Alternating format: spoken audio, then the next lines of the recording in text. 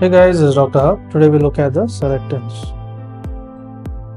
The selectins and the associated ligands.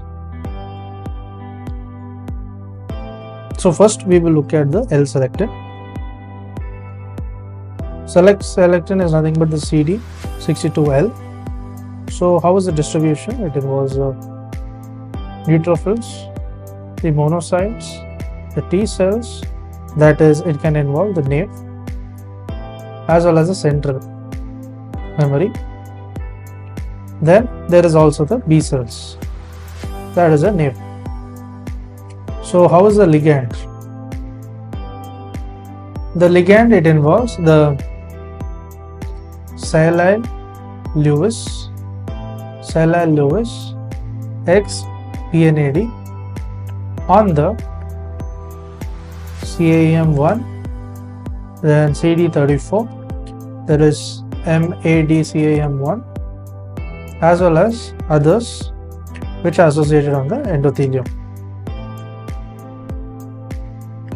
HEV.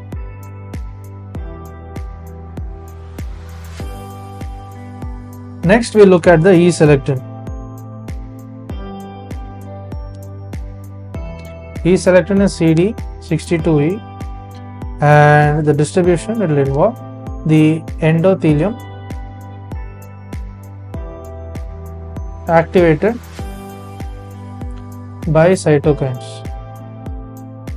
and this will involve the TNF as well as the IL-1. So what is the ligand here? The ligand, it again involves the sialyl Lewis, there is X, that is can be CLA on the glycoproteins. Next, there is also expressed on neutrophils.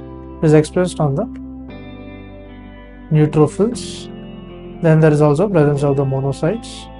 There are T cells, that is the effector, as well as the memory. Then we will move on to the P-selectin. So P-selectin, that is nothing but the CD62P. So how is the distribution? The distribution, it involves the endothelium activated. It is activated by the cytokines. That is, it involves the TN, IL-1. Next, there is also the histamine or the thrombin. Now let's look at the ligand. The ligand, it involves the sialyl Lewis X, and this is on the PSGL1 and also the glycoproteins, and they are expressed on the neutrophils as well as on the monocytes. Next, on the T cells, that is the effector memory.